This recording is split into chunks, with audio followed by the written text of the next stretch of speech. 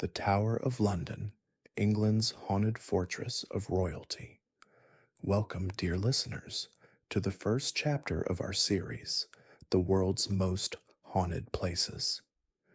Tonight, we journey to the heart of London, where a fortress of stone stands as a silent witness to centuries of power, betrayal, and tragedy.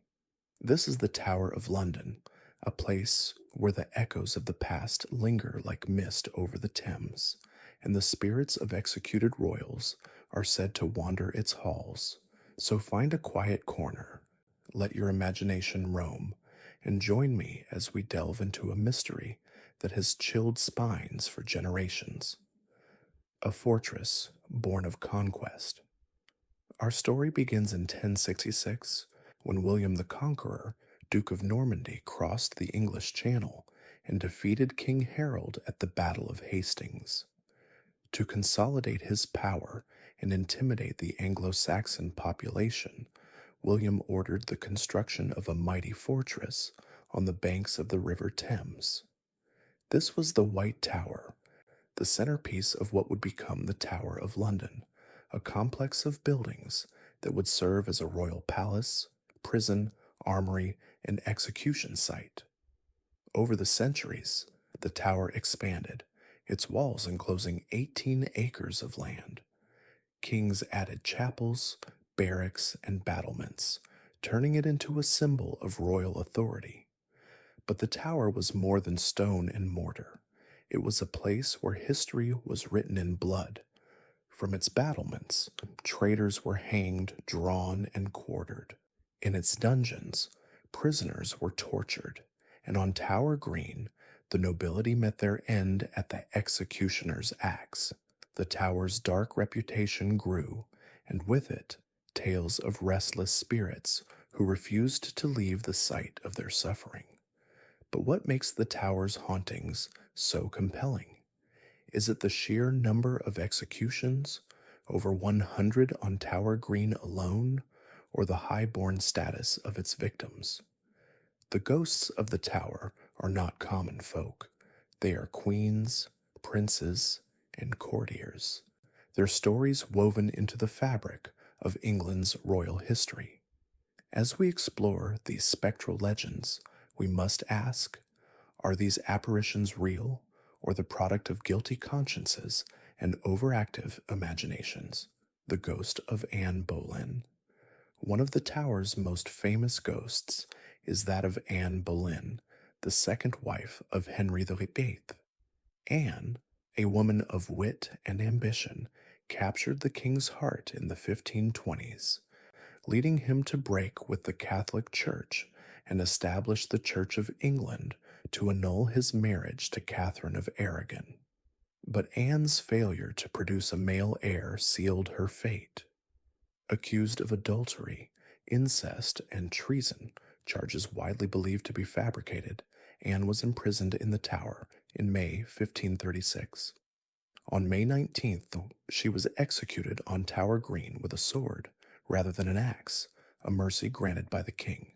Her final words were poignant. "I am come hither to accuse no man, nor to speak anything of that whereof I am accused. I pray God save the king." Since then, Anne's ghost has been sighted wandering the tower, sometimes carrying her head under her arm.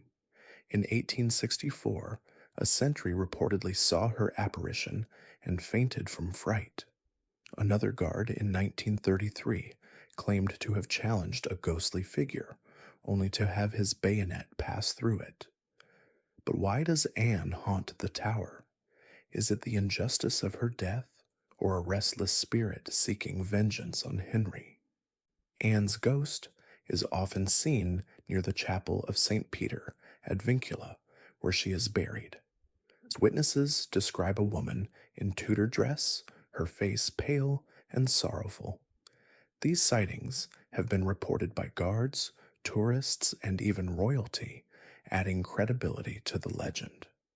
But in a place with such a bloody history, is it any wonder that the imagination plays tricks? The Princes in the Tower. No tale from the tower is more tragic than that of the princes in the Tower, Edward V and his younger brother Richard, Duke of York. In 1483, after the death of their father, Edward IV, the 12-year-old Edward III was set to become king. But their uncle Richard, Duke of Gloucester, had other plans. He imprisoned the boys in the Tower, declared them illegitimate, and crowned himself Richard III. The princes were never seen again, presumed murdered on his orders. Their ghosts are said to haunt the Bloody Tower, where they were held. Witnesses report seeing two young boys in white nightshirts holding hand and weeping. In 1674, workers found the skeletons of two children under a staircase, believed to be the princes, and reburied in Westminster Abbey. But in 1933, an examination suggested they were the right age. DNA testing could confirm, but the royal family has refused permission. Why the reluctance? Does the monarchy fear reopening old wounds, or is there more to the story? The prince's disappearance has inspired countless theories. Some blame Richard III, as in Shakespeare's play. Others point to Henry VII, who defeated Richard at Bosworth in 1485 and had motive to eliminate rivals. The ghosts, if real, might hold the answer, but they remain silent witnesses to a royal crime. Lady Jane Grey and other spectral royals. The Tower's ghosts include Lady Jane Grey, the 9 Days Queen. In 1553, at 16, she was proclaimed queen after Edward VI's death, but deposed by Mary I, imprisoned in the Tower. She was executed on February 12, 1554. Her ghost is seen on Tower Green, a pale figure in white, reliving her final moments. On the anniversary of her death, witnesses report seeing her apparition, a reminder of the Tower's role in England's bloody succession struggles. Another royal ghost is that of Margaret Pole, Countess of Salisbury, executed in 1541 at 67. Her beheading was botched. The executioner took 11 blows. Her ghost is said to run screaming across Tower Green, reenacting her gruesome death. These tales add to the Tower's eerie reputation, a place where the past refuses to rest. The Tower's animal ghosts are unique. The bear pit once housed exotic animals, and a spectral bear is said to have terrified a guard in 1816, causing him to die of fright. Henry III's polar bear, which fished in the Thames, may be the source. These stories blend history with folklore, making the Tower a living museum of the supernatural. Modern sightings and investigations. The Tower's hauntings continue today.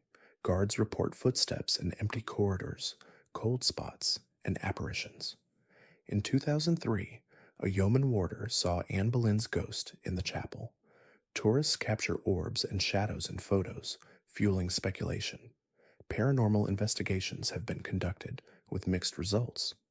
In 2007, a TV show captured EVPs and temperature drops. Skeptics attribute sightings to suggestion. The Tower's bloody history primes visitors for experiences. Psychological studies show expectation can induce hallucinations.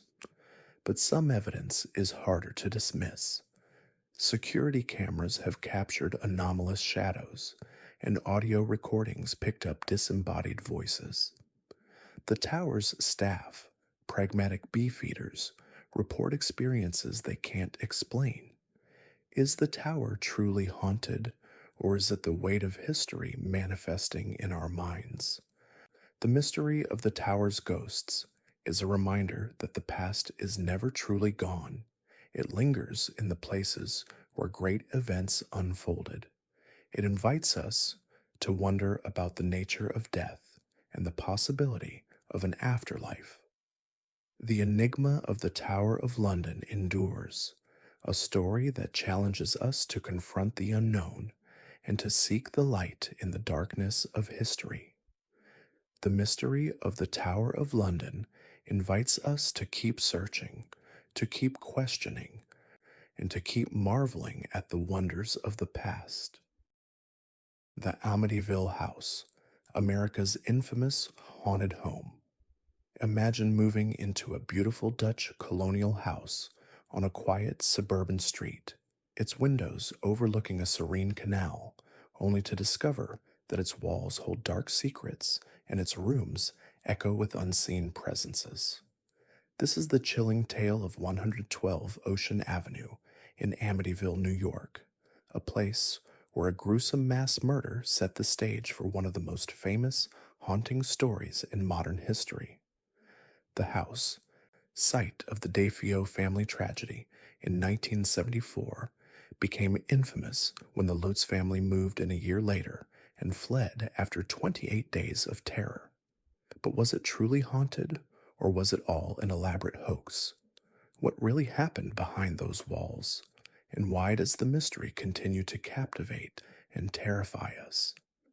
Let us journey back to a time of tragedy and fear to uncover the enigma that has made Amityville synonymous with horror.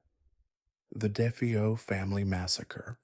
Our story begins on November 13th, 19 Surrey, in the quiet town of Amityville, where the DeFeo family lived in a spacious house at 112 Ocean Avenue.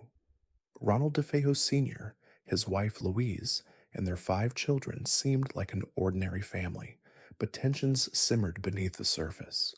Ronald Sr. was reportedly abusive, and his eldest son, Ronald Jr., known as Butch, had a troubled history with drugs and violence. That fateful night, Butch DeFeo is then 23, grabbed a .35 caliber rifle and methodically shot his parents and 4 siblings as they slept. The victims were Ronald Sr., 43, Louise, 42, Dawn, 18, Allison, 13, Mark, 12, and John, 9.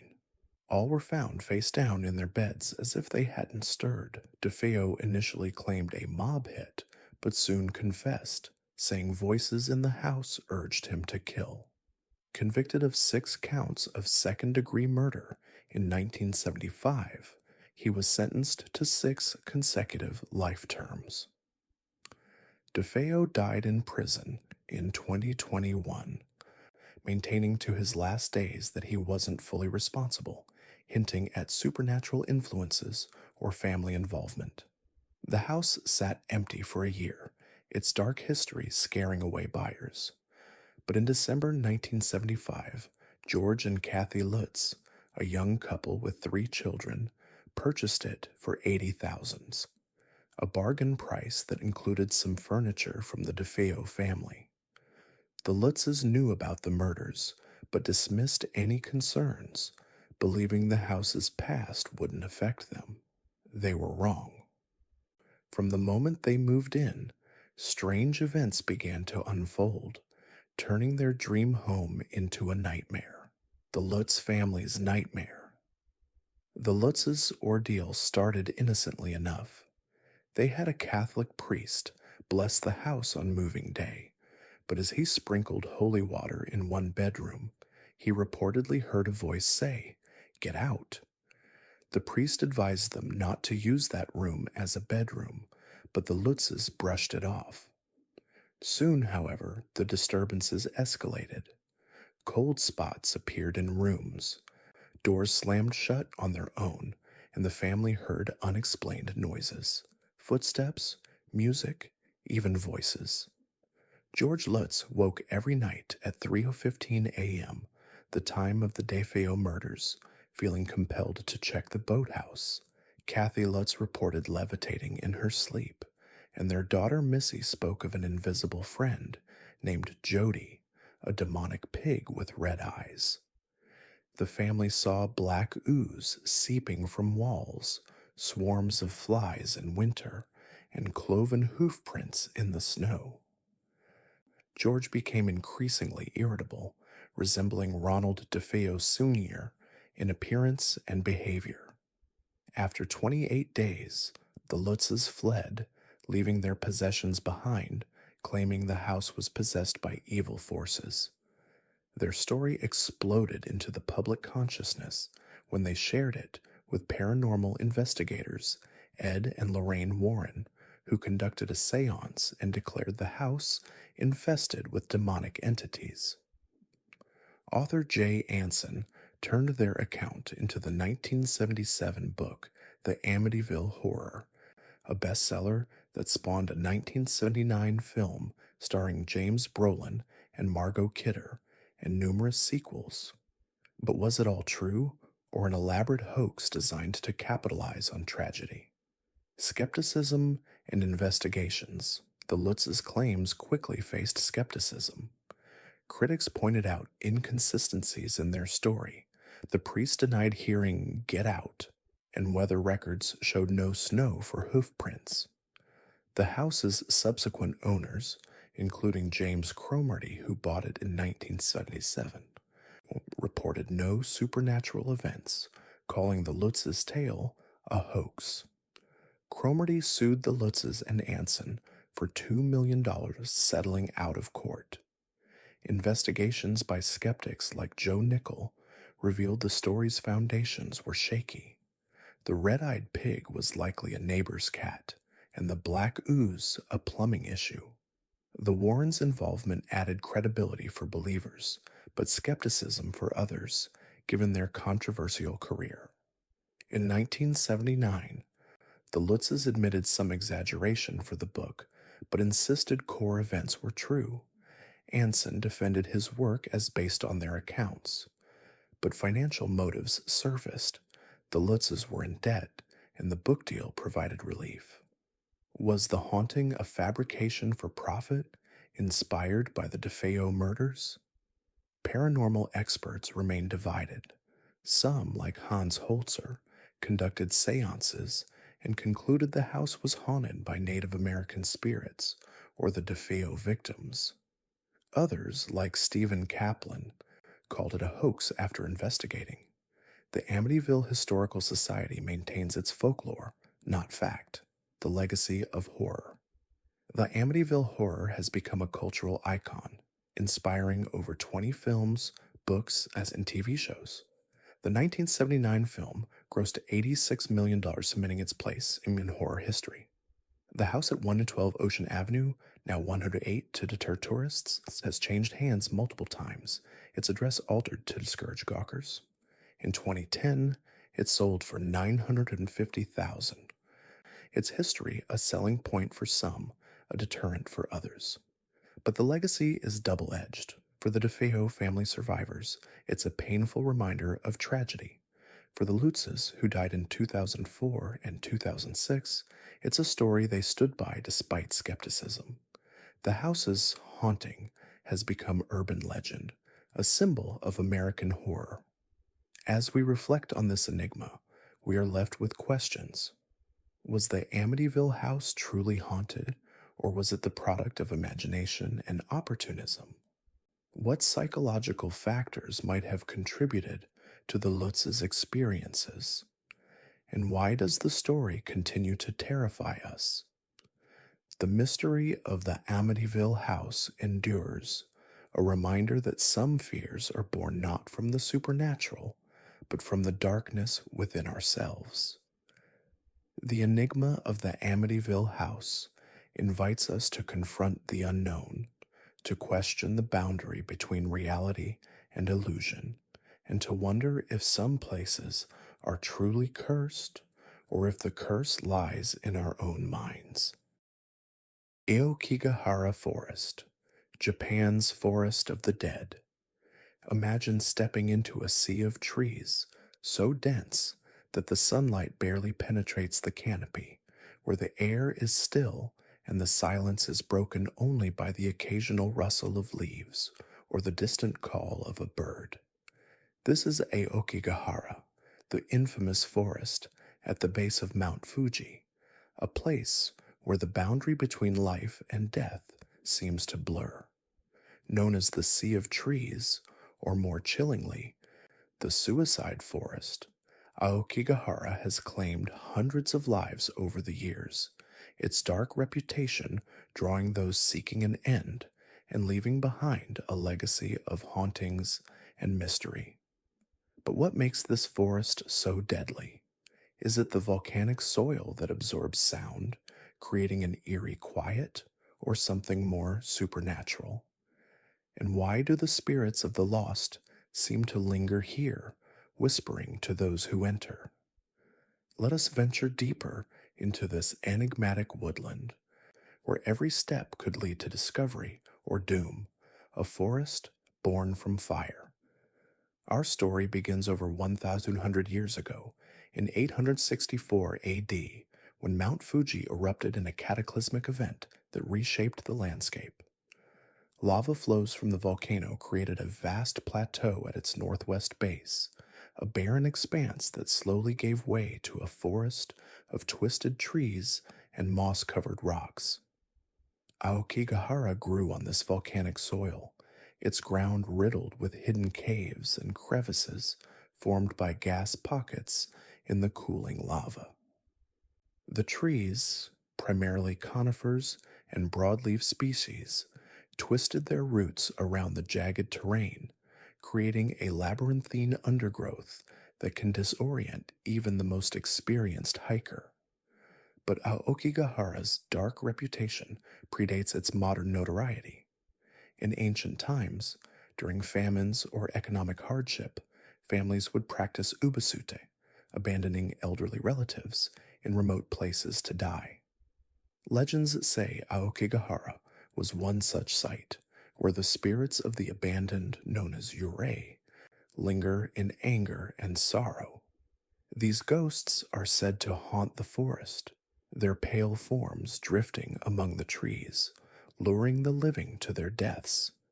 Is this the origin of the forest's curse, or merely folklore born from its isolating silence? The forest's volcanic soil adds to its mystery. The iron-rich ground interferes with compasses, causing them to spin wildly, while the dense canopy blocks GPS signals. Hikers often lose their way, their footsteps muffled by the thick moss. This natural disorientation has led to countless disappearances, but is it the land itself, or something more sinister, that claims its victims? The suicide epidemic, Aokigahara's modern infamy as the suicide forest, began in the 1960s with the publication of Seicho Matsumoto's novel Black Sea of Trees, which depicted lovers ending their lives there. The book romanticized the forest as a place for peaceful death, inspiring copycats. By the 1970s, the number of suicides surged, with bodies found hanging from trees or lying in hidden clearings.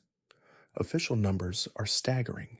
Since the 1950s, over 500 people have taken their lives in Aokigahara, with peaks of 100 per year in the 2000s.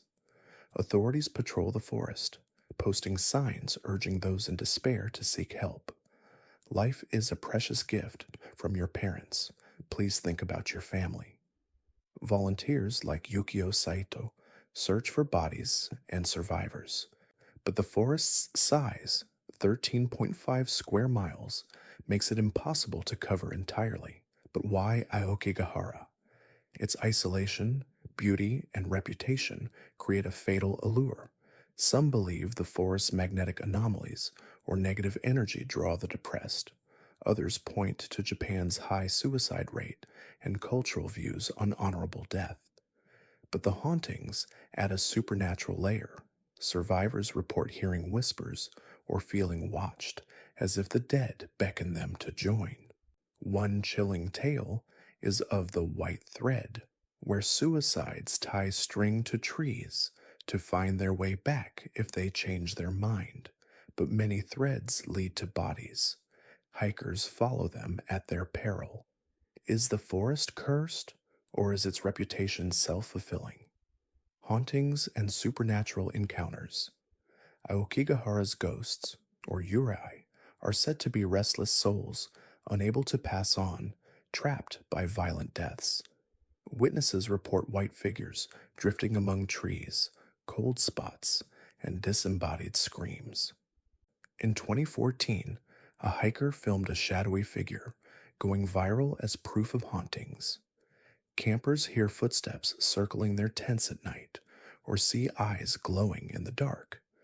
The forest's silence amplifies these encounters. The volcanic soil absorbs sound, creating an unnatural quiet. Some believe the trees themselves are alive with spirits, their twisted forms embodying the pain of the dead. Paranormal investigators have captured EVPs, electronic voice phenomena, with voices saying, "Help me," or "Join us." But are these real, or the mind playing tricks in isolation? One legend tells of a woman in white, a Yurei who lures men to their deaths with seductive whispers. Another speaks of Ubasute victims, elderly ghosts who drag the living into the undergrowth. These tales deter many, but draw dark tourists seeking thrills. Authorities discourage overnight stays, but some defy warnings, emerging with stories that chill the blood. But is Aokigahara truly haunted, or is its reputation a psychological trap where expectation breeds fear? The high suicide rate creates a cycle: more deaths, more ghosts, more allure for the desperate. Searches, signs, and the struggle to save lives. Japan's government has taken steps to combat the suicides. Since 2004, police have stopped releasing numbers to reduce notoriety. Signs at entrances plead, "Think carefully about your children, sibling, family," with hotline numbers. Volunteers patrol, offering help to those who look distressed. In 2019, surveillance cameras were installed at entrances, and GPS trackers are available for hikers. Despite efforts, bodies are found annually, 54 in 2010, though unofficial numbers are higher. Search parties recover them, but some are never found, claimed by the forest. The cost is high: millions spent on searches, an emotional toll on volunteers.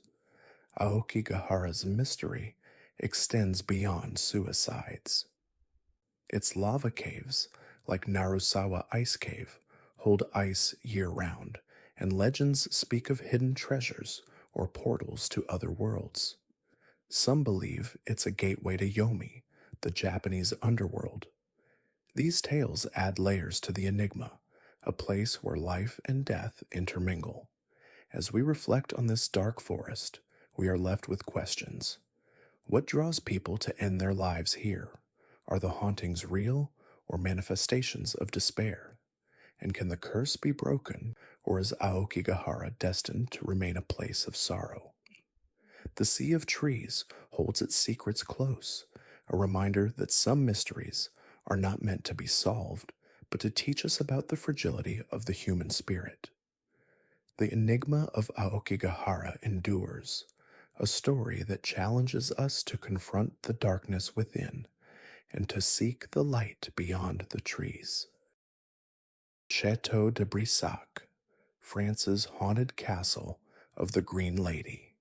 Imagine wandering through the grand halls of a Renaissance chateau in the Loire Valley, where the air is filled with the scent of aged wood and the faint echo of footsteps from centuries past.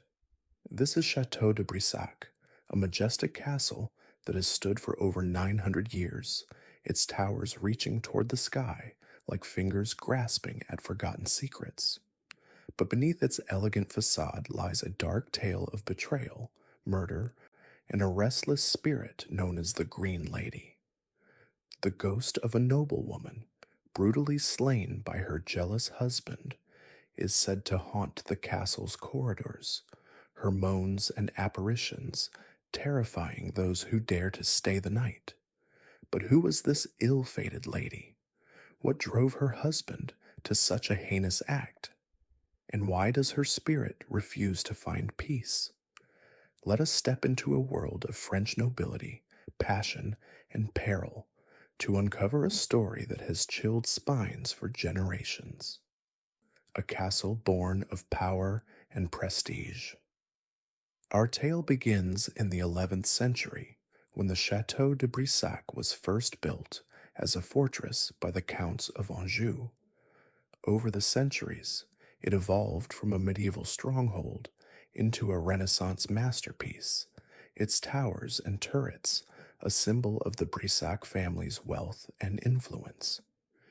The Brissac lineage traced back to the noble houses of France, their castle a hub of courtly life, where banquets, hunts, and intrigues unfolded amid the opulent rooms. By the 15th century, the chateau was home to Jacques de Brissac, the Grand Seneschal of Normandy, a powerful position that made him one of the king's most trusted advisors. Jacques married Charlotte de Valois, an illegitimate daughter of King Charles VII, and his mistress, Agnès Sorel. Charlotte was a woman of beauty and spirit, but her marriage to Jacques was one of convenience, arranged to strengthen political alliances. The couple resided at Brissac, where their union produced several children, but beneath the surface tensions simmered. Jacques was often away on royal business, leaving Charlotte to manage the castle and her own desires. Legend has it that she took a lover, a young huntsman named Pierre de la Vergne, and their affair became the talk of the household. Whispers spread through the corridors, reaching Jacques' ears upon his return. Consumed by jealousy, Jacques confronted Charlotte, but the details of that fateful night are lost to time. What is known is that in a fit of rage, he murdered both Charlotte and Pierre, stabbing them in their bedchamber. The year was 1477, and the chateau's walls absorbed the screams of that gruesome act, forever staining its history. Jacques, a powerful man, escaped punishment for the crime, but the castle was never the same. Servants reported strange occurrences, moans in the night, cold spots in the bedroom, and the apparition of a woman in a green dress, her throat slashed, wandering the halls. The Green Lady, as she became known, was said to appear to those who stayed in her former room, her presence a chilling reminder of the betrayal and violence that unfolded within those walls. The haunting of the Green Lady. The legend of the Green Lady has grown over the centuries, with sightings reported by guests, staff, and even the current Duke of Brissac, who resides in the chateau. The ghost is described as a beautiful woman in a green gown, her face pale and her expression sorrowful. But as one approaches, her features distort, revealing the gruesome wounds of her murder, a slashed throat and blood-stained dress. Her moans are said to echo through the castle at night, a lament for her lost life and love. One of the most famous sightings occurred in the 19th century when a guest staying in the green room was awakened by a woman's cries. He saw the apparition at the foot of his bed, her eyes pleading for help. Terrified, he fled the room, refusing to return. Similar stories abound, doors slamming shut, cold hands touching sleepers, and the scent of perfume wafting through empty corridors. The Duke of Brissac himself has acknowledged the presence, saying, "We feel her, but we do not fear her." But is the Green Lady real, or a product of suggestion and folklore? Skeptics argue that the chateau's age and history create an atmosphere ripe for ghost stories. Creaking floors, drafts, and the power of suggestion can explain many hauntings. Yet the consistency of sightings over centuries gives pause. Parapsychologists have investigated recording EVPs, electronic voice phenomena, with whispers in French saying pourquoi, why. But science offers no conclusive proof, leaving the mystery intact. The chateau's history adds layers to the legend. Built in the 11th century, it was rebuilt in the 15th by René de Cossé, the first Duke of Brissac. The Brissac family has owned it since 1502 through revolutions and wars. During the French Revolution, it was nationalized but later returned. Its walls have seen births, deaths, and scandals, each adding to its aura. But the Green Lady's tale is the most enduring. Charlotte de Brisac's murder by her husband Jacques is documented, though details vary.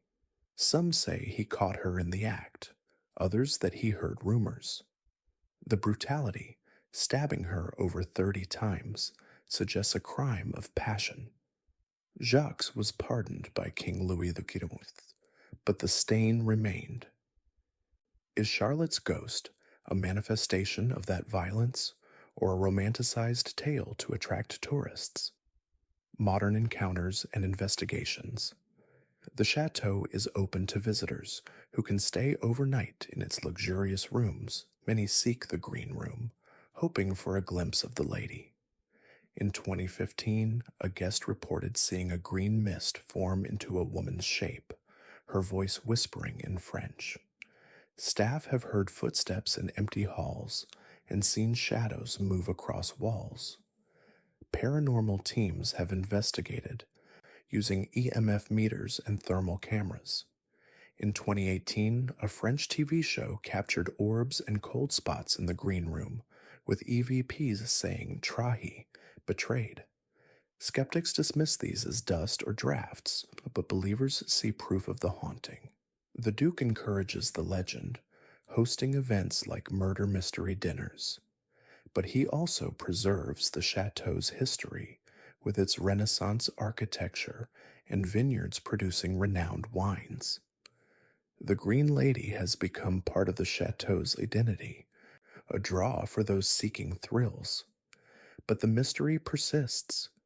If the ghost is real, why does she linger? Unfinished business? A plea for justice?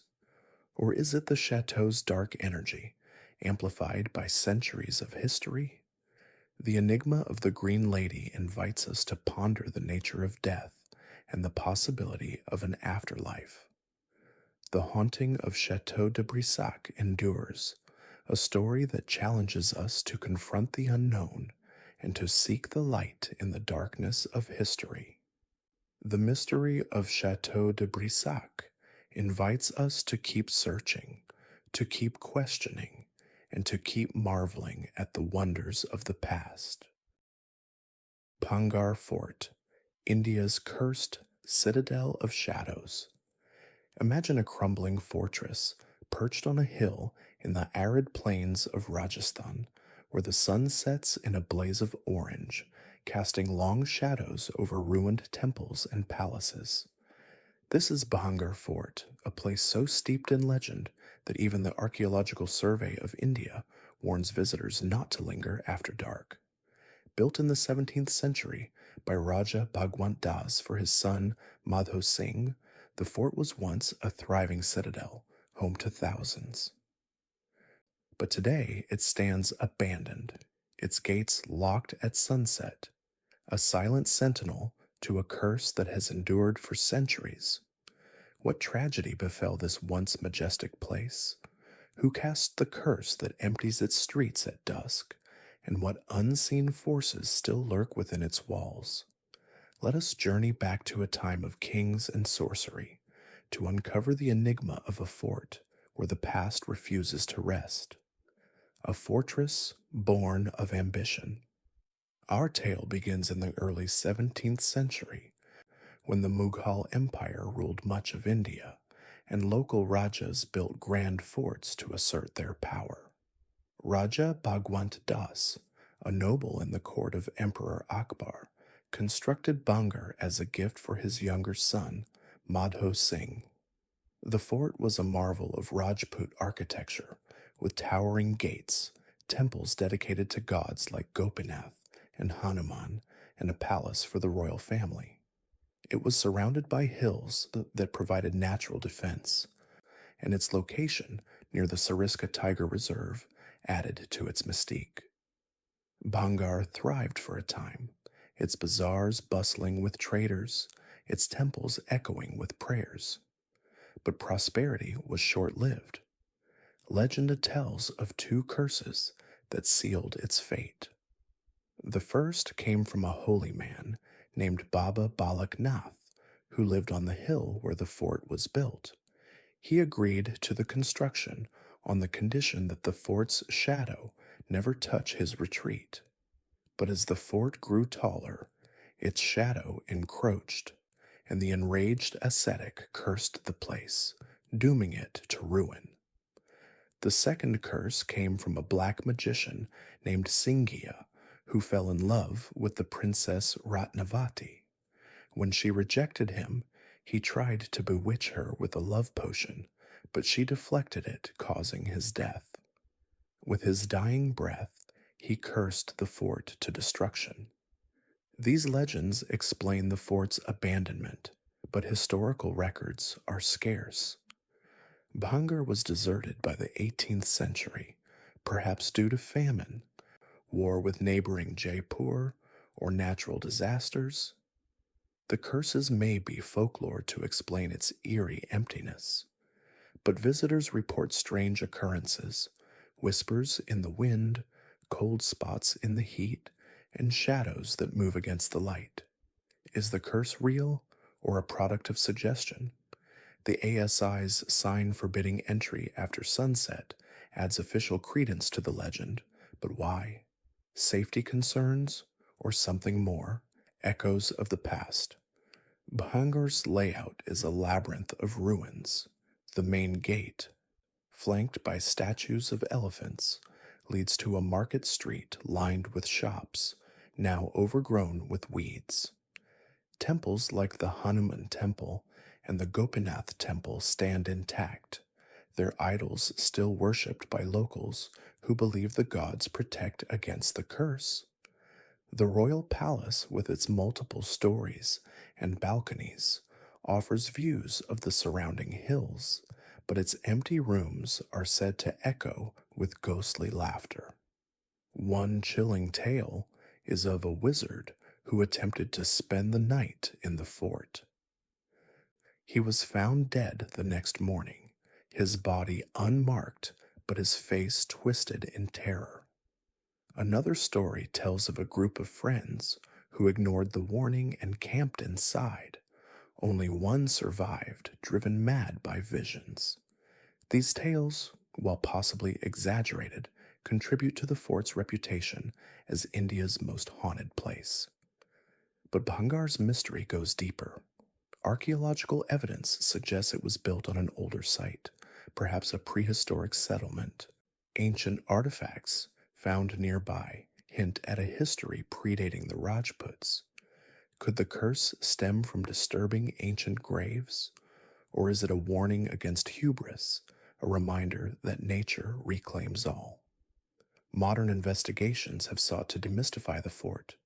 In 2015, a team of paranormal researchers spent the night recording EVPs, electronic voice phenomena, with voices saying leave in Japanese. Wait, no, in Hindi. But skeptics attribute sounds to wind or animals. Thermal cameras have captured cold spots, but these could be drafts. The fort's isolation amplifies natural phenomena, creating an atmosphere ripe for hauntings. Yet some experiences defy explanation. Tour guides report seeing a woman in white sari, believed to be Princess Ratnavati, wandering the palace at dusk. Others hear bells from abandoned temples or feel unseen hands pushing them toward exits as sunset approaches. These stories keep visitors coming, but few dare stay after dark. The dual curses explored. The curse of Baba Balak Nath is rooted in respect for ascetics. In Indian tradition, disturbing a holy man's meditation invites divine wrath. The fort's height, casting a shadow on his hut, violated this sanctity. Some say the curse caused the roof of the palace to collapse, killing Madho Singh's grandson, though historical records don't confirm this. The curse of Singhia adds romance and sorcery. The magician, infatuated with Ratnavati, tried to enchant her with a potion on a rock she used for bathing. She poured it back on him, crushing him to death. His curse doomed the fort to destruction, and indeed, Bhangarh was abandoned after a battle with Jaipur in the 18th century. But was Singhia real or a folktale to explain the fort's decline? These curses reflect cultural beliefs in karma and spiritual retribution. In Rajasthan, where tantric practices were common, such stories warned against disrespecting the sacred.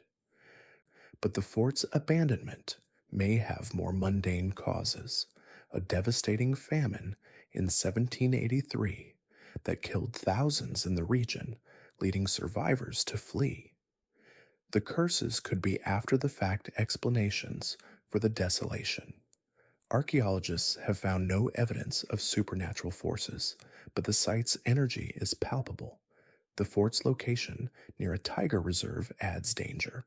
Leopards and snakes roam the ruins, perhaps explaining some ghostly encounters. Yet breaking the absence of birdsong and the oppressive silence contribute to its eerie atmosphere. Modern myths and tourist tales. Today, Bhangarh is a popular tourist site, drawing thrill seekers and history buffs.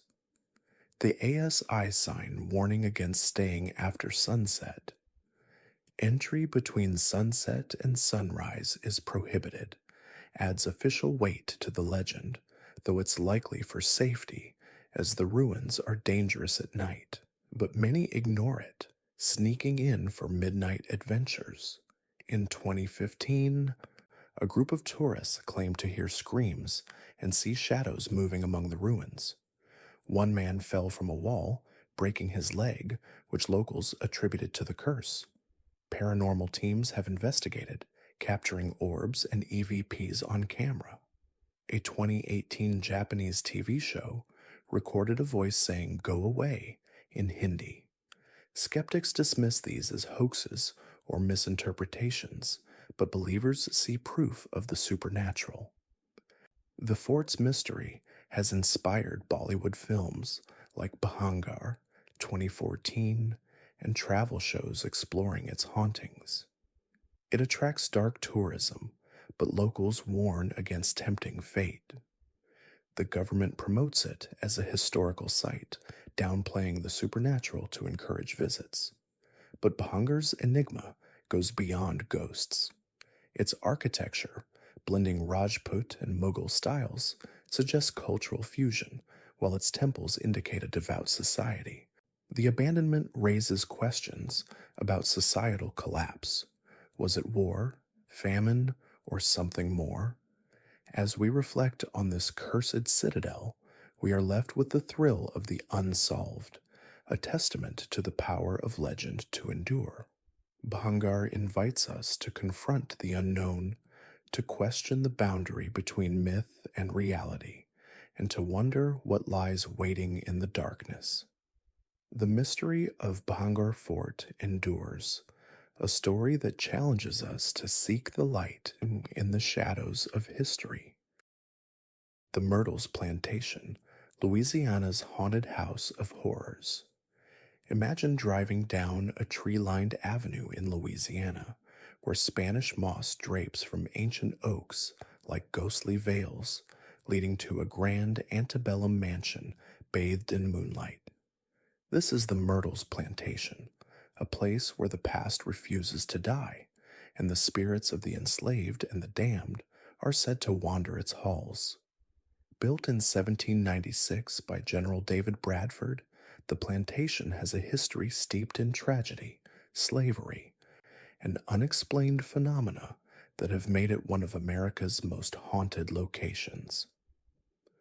From the legend of a vengeful slave girl to the echoes of murdered children, the Myrtles has drawn paranormal investigators, thrill seekers, and skeptics for decades.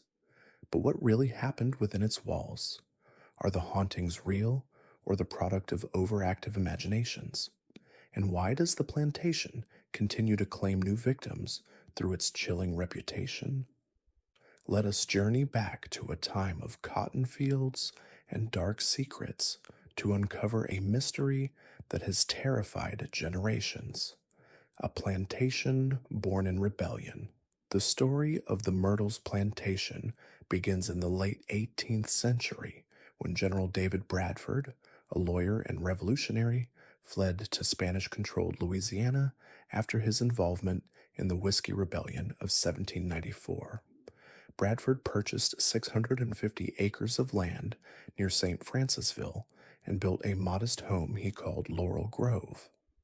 But Bradford's past caught up with him, and he was forced to sell the property in 1799. The plantation changed hands several times, eventually coming under the ownership of Ruffin Gray Sterling in 1834. Sterling, a wealthy judge, expanded the house into a grand mansion, renaming it the Myrtles after the crepe myrtles that bloomed on the grounds. He imported fine furniture from Europe, installed crystal chandeliers, and added elegant touches that made the myrtles a symbol of southern opulence. But this beauty was built on the backs of enslaved people who toiled in the cotton fields under brutal conditions. The plantation's dark history of slavery would set the stage for the hauntings to come. One of the most famous legends is that of Chloe, a slave girl who served as a governess to the Woodruff family, who owned the plantation in the early 19th century. According to the tale, Chloe was caught eavesdropping on her master, Clark Woodruff, and as punishment, he cut off her ear. In revenge, Chloe baked a cake laced with oleander leaves for the family's birthday, intending to make them ill. But the dose was too strong, and Woodruff's wife, Sarah, and 2 children died. The other slaves, fearing retribution, hanged Chloe from a tree. Since then, her ghost is said to haunt the plantation, appearing as a woman in a green turban, her ear mutilated. But is the Chloe legend true? Historical records show no evidence of a slave named Chloe, or such an event at the Myrtles.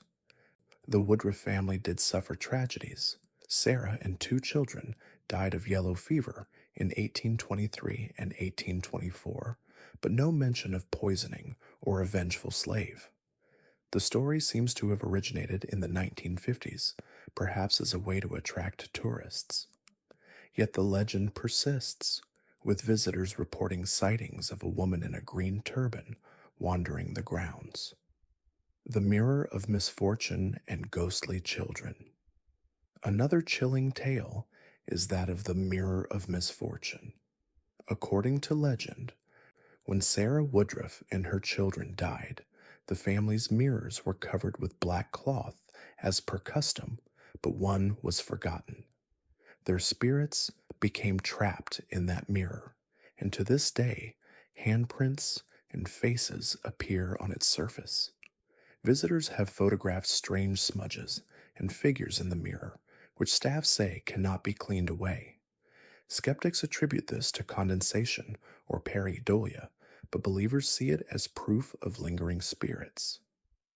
The plantation is also haunted by the ghosts of children.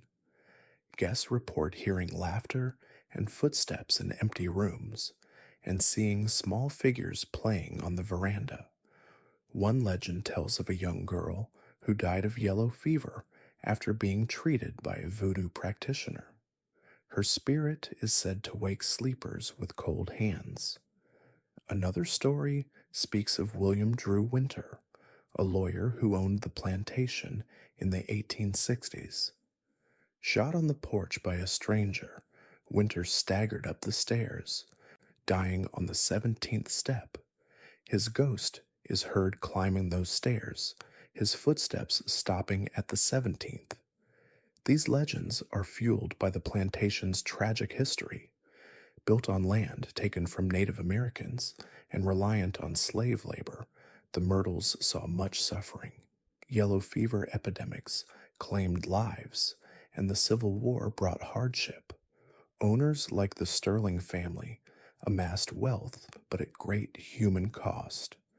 Perhaps the hauntings are echoes of that pain, manifestations of guilt and unrest. Paranormal investigations and modern mysteries. In the 20th century, the Myrtles became known as one of America's most haunted houses. Owned by the Myers family since 1950, it was turned into a bed and breakfast in the 1970s, attracting ghost hunters and tourists. Guests can stay in rooms like the General Bradford Suite or the Judge Clark Woodruff Room, hoping for a supernatural encounter. Paranormal teams have investigated, capturing EVPs, electronic voice phenomena, with voices saying, "Help me," or "Get out." Thermal cameras have detected cold spots, and motion sensors trigger in empty rooms. In 2005, the TV show Ghost Hunters visited, experiencing doors slamming and strange noises, concluding the place was haunted. Skeptics argue these are tricks of the mind or hoaxes to boost tourism. The owners admit to embracing the legends for business, but not all can be dismissed. In 2014, a guest photographed a figure in a mirror resembling a slave girl. Staff report objects moving and lights flickering. The plantation's history of slavery adds a layer.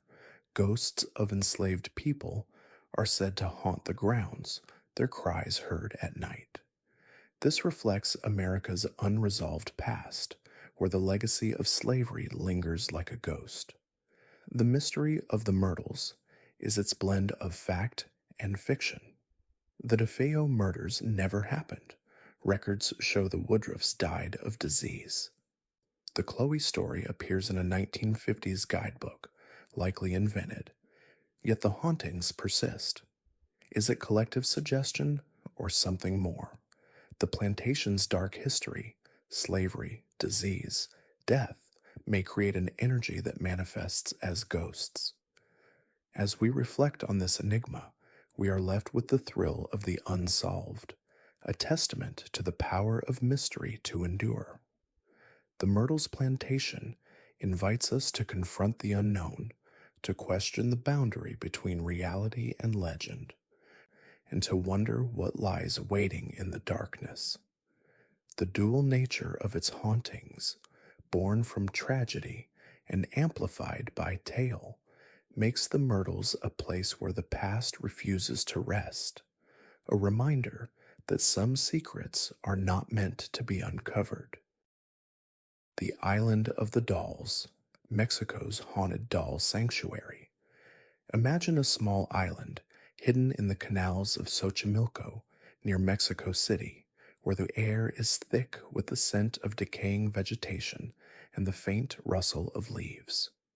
This is La Isla de las Muñecas, the Island of the Dolls, a place where thousands of weathered dolls hang from trees like macabre ornaments, their empty eyes staring into the void.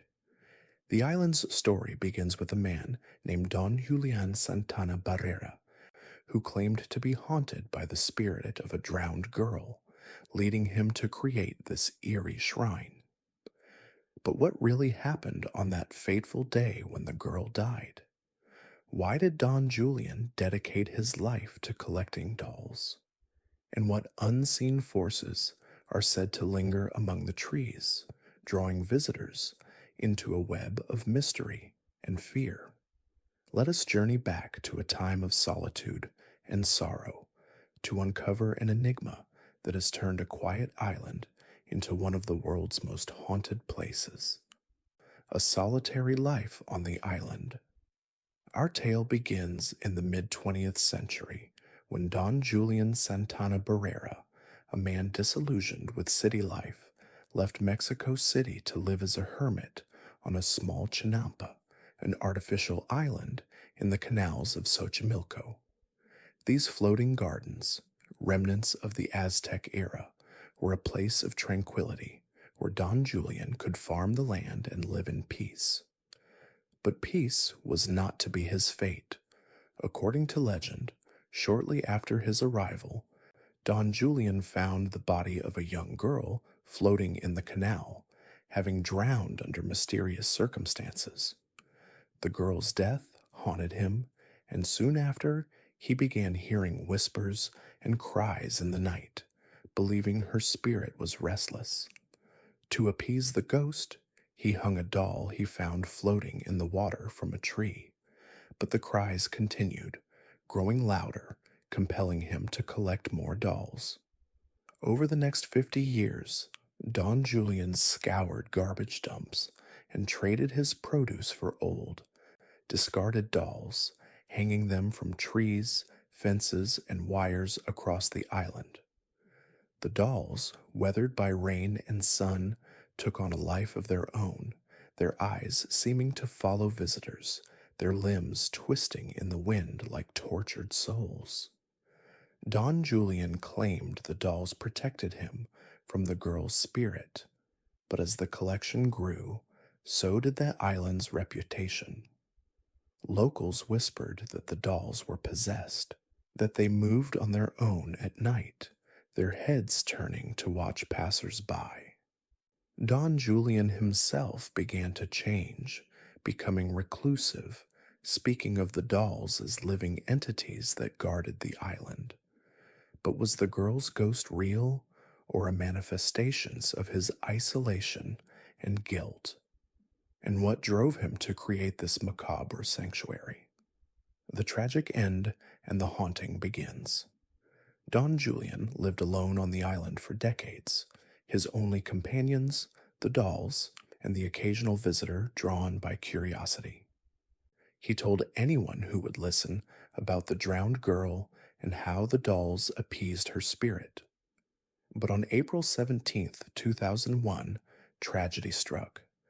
Don Julian's nephew found his body floating in the same canal spot where the girl had supposedly drowned.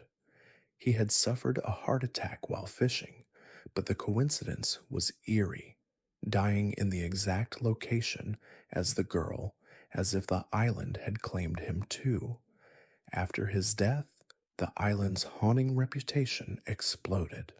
Visitors reported strange occurrences, dolls' eyes following them, whispers in the wind, and cold spots in the heat.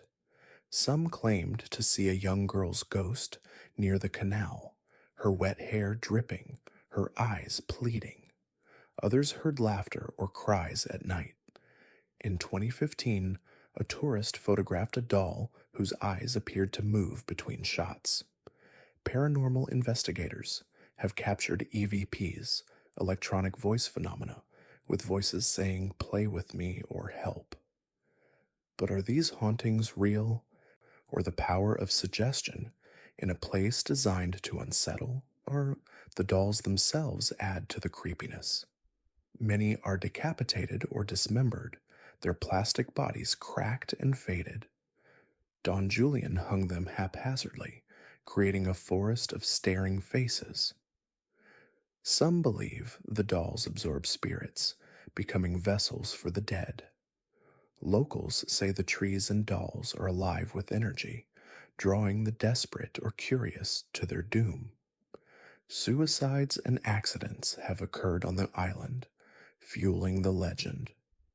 But what if the haunting is psychological, born from the isolation and the story's power? Theories and legends. The island of the dolls' mystery has spawned numerous theories. The most common is that the girl's spirit is real, her death accidental, perhaps from drowning while playing. Don Julian, racked with guilt for not saving her, created the doll shrine to honor her memory. But why dolls? Some say he found her doll floating with her body, starting the collection. Others believe dolls represent innocence, a way to comfort her soul. A darker theory suggests Don Julian fabricated the story to attract attention. He charged for boat tours, turning the island into a macabre attraction. But his nephew insists the story is true, recalling Don Julian's fear of the girl's ghost. Psychological explanations propose Don Julian suffered from hallucinations due to isolation, the dolls a coping mechanism. Supernatural theories abound. Some believe the island is a portal to the underworld, the dolls trapping spirits. Aztec legends of Xochimilco speak of cursed islands where the dead wander. The Chinampas, built on lake beds, may hold ancient burials, though disturbed by modern activity. EVPs and photos show orbs and shadows, but skeptics dismiss them as dust or pareidolia. The island's location adds intrigue. Xochimilco's canals are remnants of Aztec agriculture, a UNESCO site. But pollution and urbanization threaten it, perhaps disturbing spirits. Don Julian's death, drowning in the same spot, fuels beliefs in a curse, claiming those who stay too long, modern visits, and ongoing mystery. Today, the Island of the Dolls is a popular tourist destination, accessible by Trajinera boats from Mexico City. Visitors pay to see the dolls, now numbering over 1,000, maintained by Don Julian's family. The island has been featured in TV shows like Ghost Adventures, where investigators reported dolls moving and voices whispering. In 2019, a fire damaged part of the collection, but it was quickly restored. But the mystery persists. In 2022, a visitor claimed a doll spoke to him, saying, "Stay with us." Photos show dolls with changing expressions. Skeptics attribute this to wind or imagination, but believers see proof of hauntings. The island's caretaker reports dolls disappearing or rearranging overnight. Is it vandalism or something more? The enigma of the Island of the Dolls is a reminder that some places hold on to their past, refusing to let go. It invites us to question the boundary between reality and legend, and to wonder what lies waiting in the shadows. The mystery of the Island of the Dolls endures, a story that challenges us to confront the unknown and to seek the light in the darkness of history. Poveglia Island, Italy's Island of the Damned. Imagine a small island in the Venetian lagoon, its shores lapped by the dark waters of the Adriatic, where the air is heavy with the weight of forgotten suffering. This is Poveglia Island, a place where history's horrors have left an indelible mark, and the spirits of the dead are said to wander its crumbling ruins. Once a quarantine station for plague victims and later a mental asylum, Poveglia has become synonymous with death, madness, and the supernatural. But what dark events transpired here? Why do the ghosts of thousands still haunt its shores? And what secrets lie buried beneath its soil? Let us journey back to a time of disease and despair to uncover an enigma that has chilled spines for centuries. A plague upon the island. Our tale begins in the 14th century, when the Black Death swept through Europe like a scythe, claiming millions of lives. Venice, a bustling trade hub, was particularly vulnerable, its canals carrying not just goods, but also the deadly bubonic plague. To contain the outbreak, the Venetian authorities designated remote islands as quarantine stations where the infected were isolated to die or recover. Poveglia was one such island. In 1348, as the plague ravaged the city, thousands of victims were shipped there, their bodies burned in massive pyres or buried in mass graves. The island became a charnel house, its soil soaked with the remains of the dead. Estimates suggest over 160,000 people perished on Poveglia during various outbreaks, their bones still turning up in the earth today. But the plague was not the end of the island's horrors. In the 18th century, as new epidemics struck, Poveglia was reused as a lazaretto, a quarantine hospital. Ships arriving in Venice were inspected, and any suspected of carrying disease were diverted to the island. Patients were confined to barracks, their cries echoing across the lagoon. Doctors in beak-like masks, filled with herbs to ward off the miasma, tended the sick, but most never left alive. The island's bell tower, once a lighthouse, became a symbol of despair, its toll signaling another death. But Poveglia's dark reputation grew in the 20th century when it was converted into a mental asylum in 1922. The hospital's director was said to be a sadist, performing lobotomies and other brutal experiments on patients.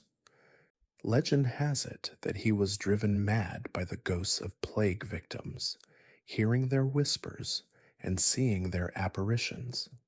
In a fit of insanity, he climbed the bell tower and jumped to his death. But even in death, his spirit is said to linger, tolling the bell on foggy nights. These layers of tragedy have made Poveglia a hotbed of paranormal activity. Visitors report cold spots, disembodied screams, and shadowy figures moving among the ruins. In 2014, a team of ghost hunters spent the night and captured footage of a dark shape lunging at them, sending one member fleeing in terror. But is Poveglia truly haunted, or is its reputation the product of overactive imaginations? Echoes of the plague. The plague's legacy on Poveglia is palpable. During the Black Death, bodies were piled high, burned in open pits that smoldered for days. The island's soil is said to be 50% human ash, with bones emerging after heavy rains. In the 18th century, as Venice faced new outbreaks, ships were burned with their crews aboard if infection was suspected. The Lazaretto's buildings, now in ruins, were sites of unimaginable suffering, patients isolated in cramped quarters, their bodies ravaged by fever and buboes. Locals believe the spirits of these victims haunt the island, their unrest born from improper burials and forgotten graves. Witnesses report seeing ghostly figures in tattered clothes, wandering the shores or crowding the old hospital wards. In 2009, a fisherman claimed to have been chased by a swarm of spectral rats, a harbinger of the plague. Paranormal investigators have recorded EVPs, electronic voice phenomena, with voices moaning in Italian, pleading for mercy. But skeptics attribute these to wind or wildlife, dismissing the hauntings as folklore. The island's isolation adds to its eerie atmosphere. Accessible only by boat, Poveglia is off limits to the public, though some sneak in for thrills. In 2010, the Italian government auctioned a lease for redevelopment, but the buyer backed out after a bad experience. The island remains abandoned, its buildings crumbling, overgrown with ivy, a perfect breeding ground for ghosts. The asylum's dark secrets. In 1922, Poveglia was repurposed as a mental asylum, its isolation ideal for housing the insane. The hospital's director, whose name is lost to history, is said to have conducted horrific experiments, lobotomies, electroshock therapy, and worse, on patients deemed incurable. Legend has it that he began hearing voices, the cries of plague victims rising from the ground. Driven mad, he climbed the bell tower and jumped, his body crumpling on the stones below. But death did not end his torment. His ghost is said to toll the bell, a mournful sound that echoes across the lagoon. Patients' spirits are also said to haunt the island. Witnesses report hearing laughter from empty rooms or seeing shadowy figures in hospital gowns shuffling through the corridors. In 2016, a group of urban explorers snuck onto the island and captured footage of a door slamming shut on its own, followed by a child's cry. Paranormal experts believe the negative energy from centuries of death has created a residual haunting where past events replay like a broken record. But is there truth to these tales? Historical records confirm Poveglia was a plague quarantine and later an asylum, closed in 1968. Patient mistreatment was common in asylums of the era, but specific horrors are likely exaggerated. The bell tower story may be folklore, inspired by the island's grim history. Skeptics argue that wind, animals, and the power of suggestion explain the phenomena. Yet the consistency of reports, from fishermen hearing bells to visitors feeling watched, keeps the mystery alive. A place of peril and preservation. Poveglia's dangers are not just supernatural. The island's buildings are unstable, with collapsing roofs and hidden pits from mass graves. Trespassers risk injury or arrest as the Italian Navy patrols the waters. In 2014, 5 American tourists were rescued after getting lost, claiming they were chased by ghosts. Urban explorers post videos online showing creepy vignettes that go viral, but authorities warn against visits.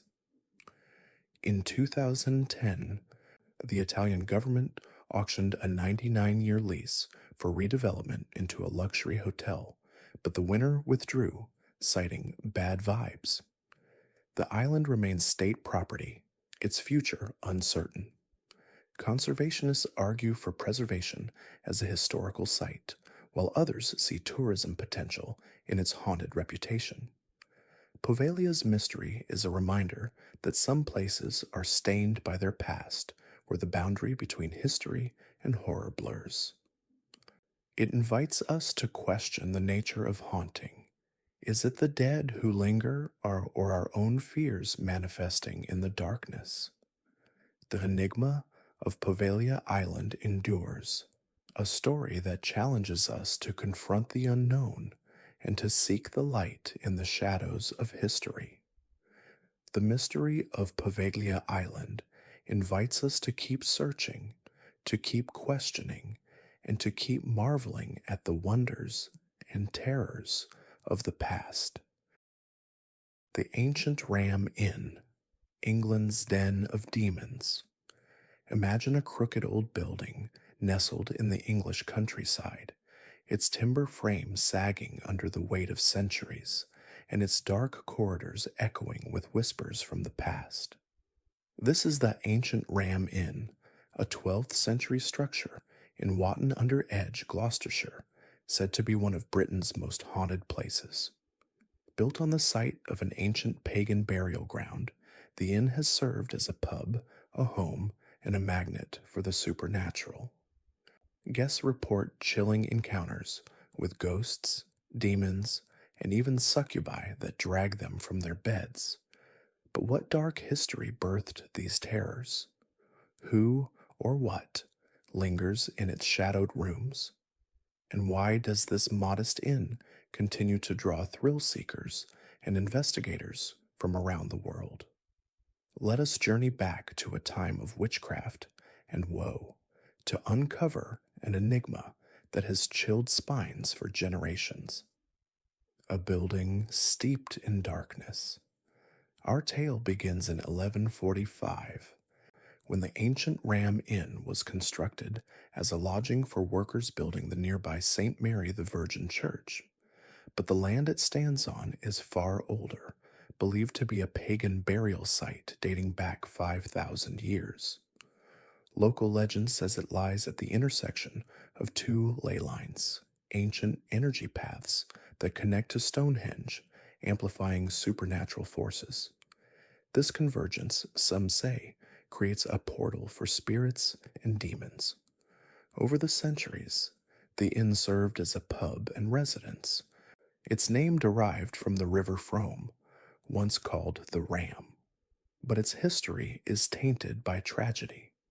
In the 1500s, during the witch hunts, a woman accused of sorcery sought refuge here, but was captured and burned at the stake.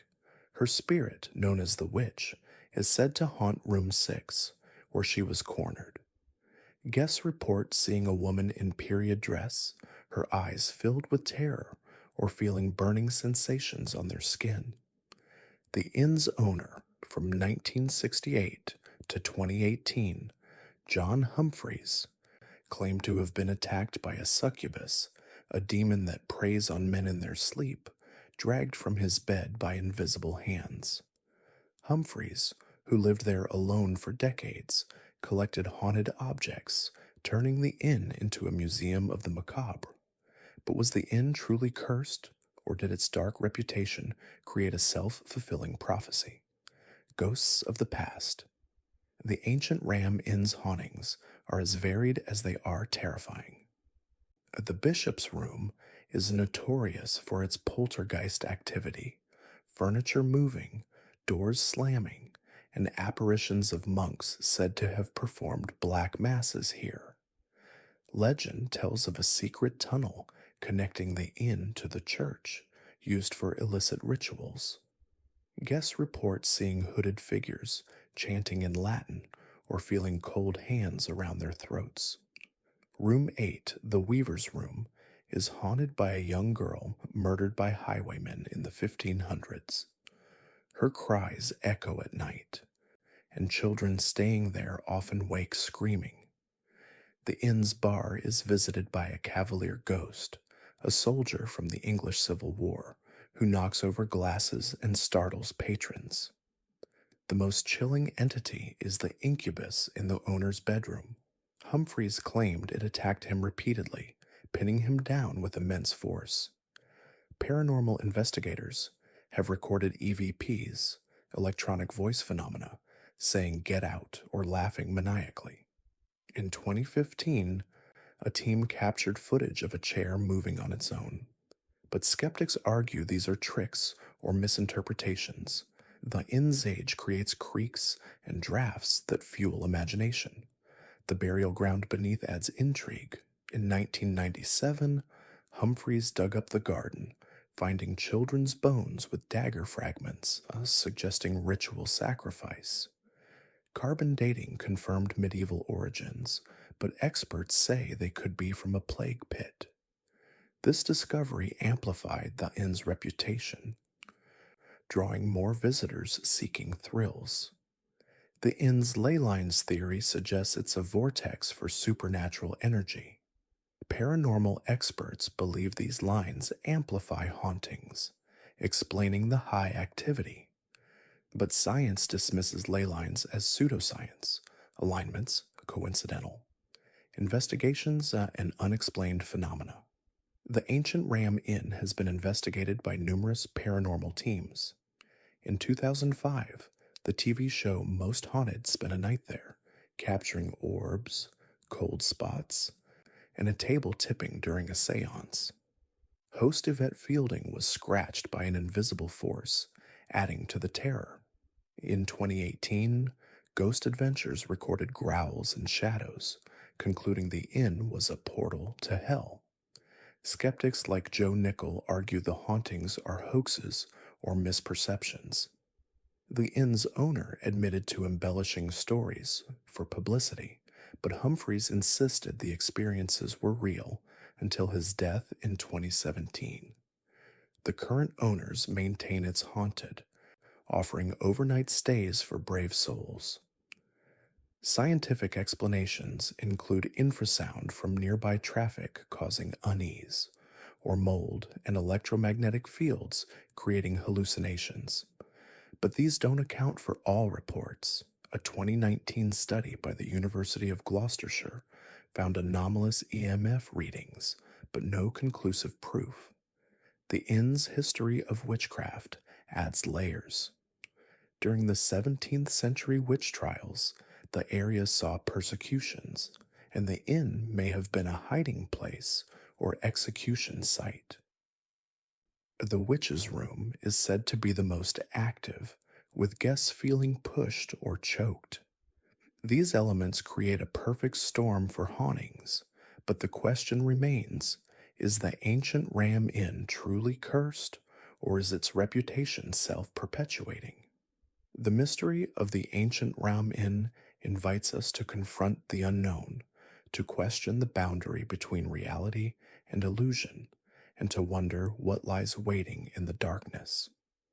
The enigma of the ancient Ram Inn endures, a story that challenges us to seek the light in the shadows of history. Eastern State Penitentiary, America's haunted house of horrors.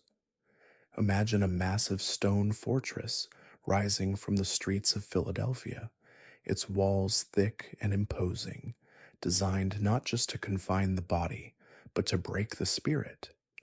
This is Eastern State Penitentiary, a revolutionary prison opened in 1829, where the concept of solitary confinement was pioneered in the name of reform.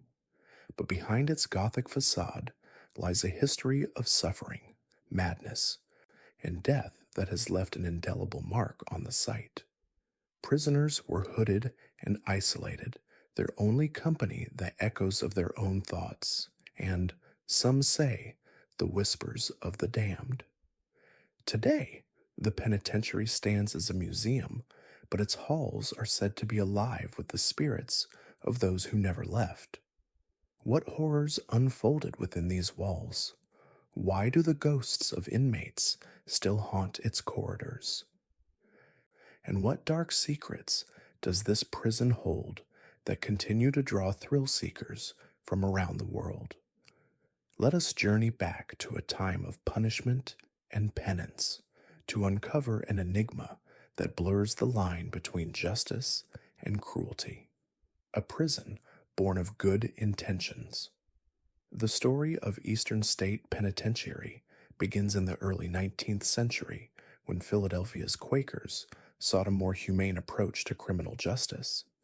Influenced by Enlightenment ideas, they believed that crime was a moral disease that could be cured through reflection and penance. In 1821, the Pennsylvania legislature approved the construction of a new prison based on the Pennsylvania system of solitary confinement.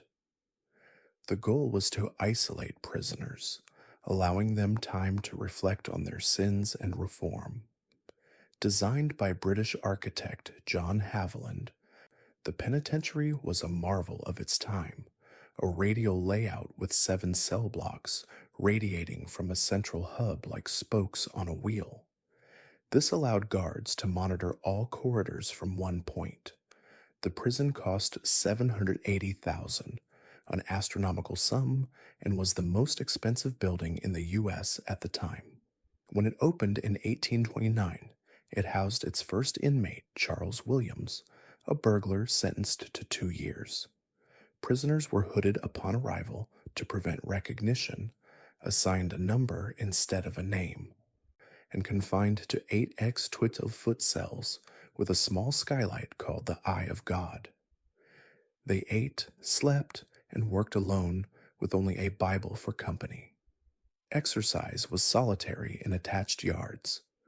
The system aimed at rehabilitation, but in practice it drove many mad. Inmates developed mental illnesses, some catatonic, others hallucinating. Famous visitors like Charles Dickens in 1842 condemned it as cruel and wrong, noting it crushed the spirit. Over its 142-year history, Eastern State held 75,000 inmates, including Al Capone in 1929, who furnished his cell luxuriously. But the solitude system's flaws led to its abandonment in 1913, though overcrowding persisted until closure in 1971. Now a National Historic Landmark, it's a museum by day, but by night it's said to come alive with the unrest of those who suffered within. The ghosts of solitude, Eastern State's hauntings, are as varied as they are terrifying. The most famous is the locksmith, a spectral figure in cell block 4 who appears as a shadowy man tinkering with locks. Visitors report doors slamming, cold hands on their shoulders, and whispers pleading for release.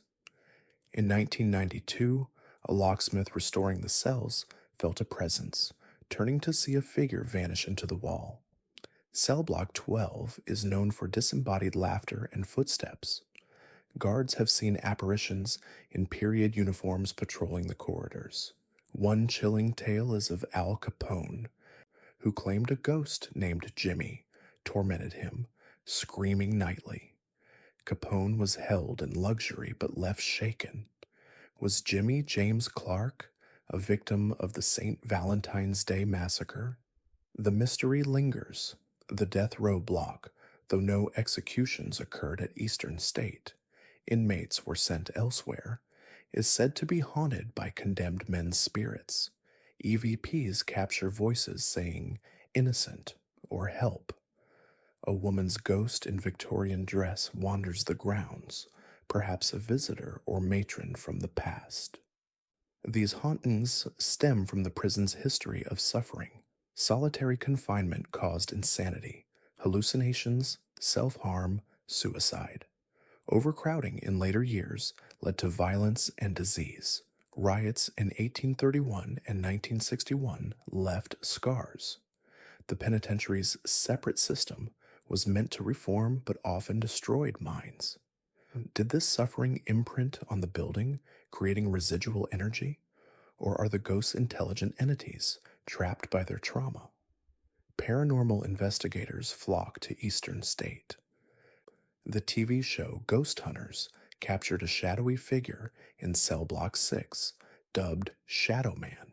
Ghost Adventures recorded EVPs and temperature drops. Skeptics argue it's pareidolia or environmental factors. Old buildings creak, drafts cause cold spots. But believers point to consistent reports over decades.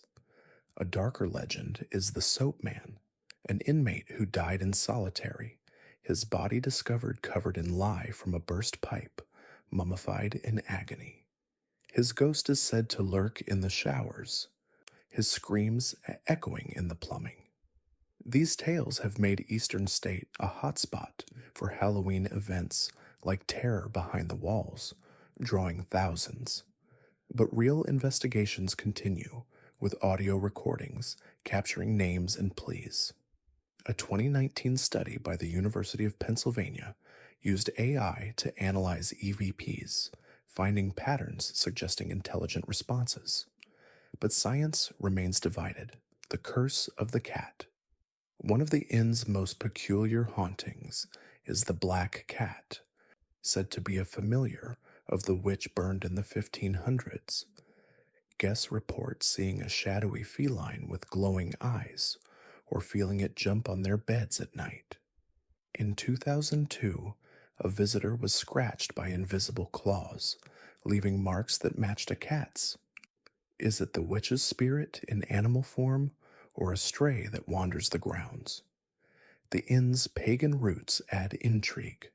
Built on a site where ley lines intersect, it's said to be a portal for demonic entities. Humphreys claimed to have seen a demonic figure with horns and hooves in the bishop's room. Exorcisms have been performed, but the activity persists. In 1999, a bishop fled the inn after a terrifying night, declaring it the most evil place I've ever encountered. These encounters have made the Ram Inn a mecca for ghost hunters. In 2012, a team from Paranormal Lockdown spent 72 hours locked inside, capturing footage of objects moving and voices growling. But skeptics point to the inn's dilapidated state. Loose floorboards, drafts, and vermin could explain much. The mystery of the ancient Ram Inn is a reminder that some places are steeped in darkness, where the boundary between the living and the dead is thin. It invites us to question the nature of evil and the power of the past to linger in the present. The enigma of the ancient Ram Inn endures, a story that challenges us to confront the unknown and to seek the light in the darkness of history. The mystery of the ancient Ram Inn invites us to keep searching, to keep questioning, and to keep marveling at the wonders and terrors of the past.